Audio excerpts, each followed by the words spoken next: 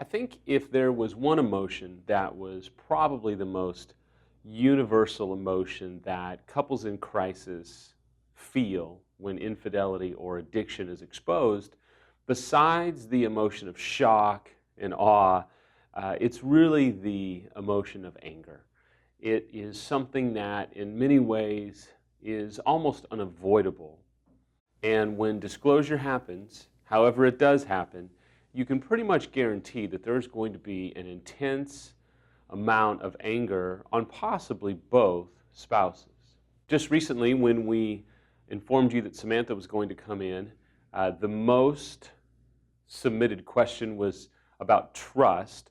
The second most submitted question was about anger. And so I want to take the next two vlogs to make some observations about anger, both from the unfaithful as well as the betrayed.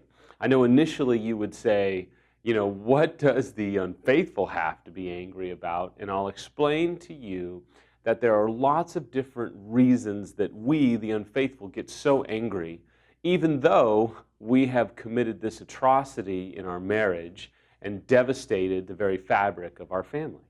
I know for me, when D-Day happened and everything came out, my anger didn't really hit me yet because I was so stunned and dumbfounded at the fact that the infidelity had come out.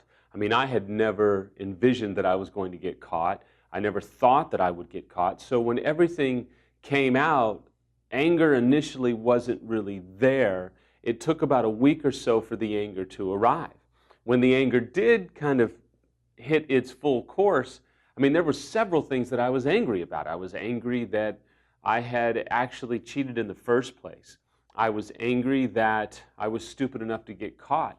I was angry at how I had all these people around me that I had known for 10, 15 years, and literally every one of them except one abandoned Samantha and I.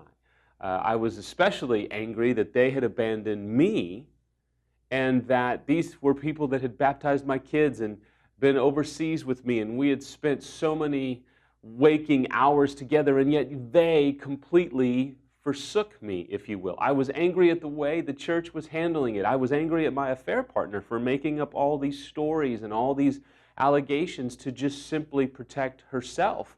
I was angry that Samantha was not letting me control the situation, and I was angry that she wasn't allowing me to force her to heal and hurry up and get on with it, and can't we just heal now? It's been a few weeks or a month. Why can't you just get over it? There was this bubbling up anger inside of me that was overwhelming. The two biggest points of blindness for the unfaithful spouse is, one, if you're still involved with the affair partner or affair partners. Number two is when we are consumed by our anger. When we, for the purpose of this vlog, when we are angry, we are blind to empathy, to remorse, to humility. We're blind at what our betrayed spouse is walking through or experiencing or having to deal with on an everyday basis. We are completely blind to what our choices have done to so many other people, mostly our spouse and possibly our children. So when we're angry, we're blind. We are toxic to be around. We are just not safe. And so when we, the unfaithful, allow anger to completely radiate through our lives, we are jeopardizing every ounce of our recovery. Now, I'm not trying to over-dramatize things. We are jeopardizing every ounce of our recovery, but it doesn't mean that we can't do some very proactive things about our anger.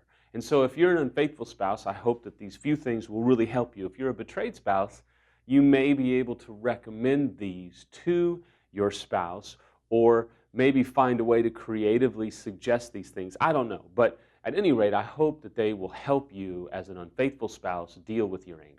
Number one is you have to process it somewhere else besides your spouse. You may be angry at the fact that your spouse didn't do what you wanted them to do, and so now you're angry at them. You may be angry that everything has fallen apart. You've lost your job. You've been exposed. Your spouse is maybe torturing you with their anger, or they are communicating ambivalence to you, and so you don't feel like you're in control. You're wrestling with your own issues and just consumed with anger, and you may be even angry at yourself, and so it's producing shame and hopelessness and despair and depression. I get all that.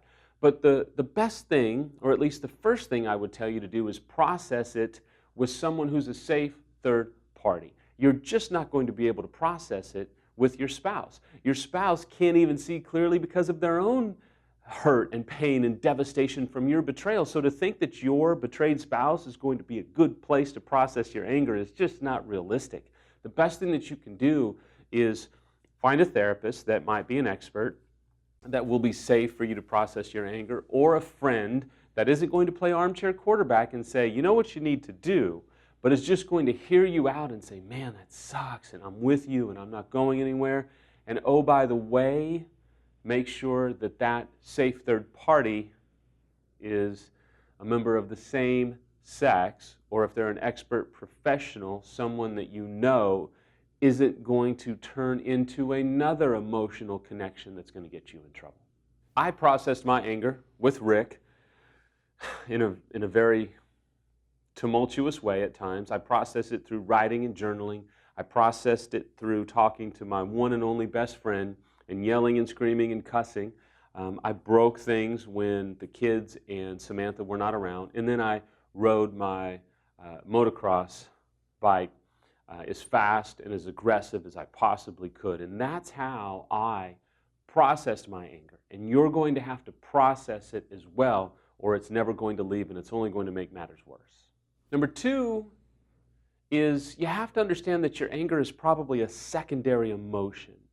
And there are other things that you're dealing with. For me, I was wrestling with rejection and shame and condemnation and depression.